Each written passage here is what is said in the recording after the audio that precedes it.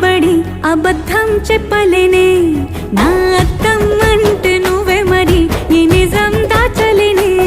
ఆ అద్దం ముందు నిలబడి అబద్ధం చెప్పలేనే నా అద్దం అంటే నువ్వే మరి ఈ నిజం దాచలేనే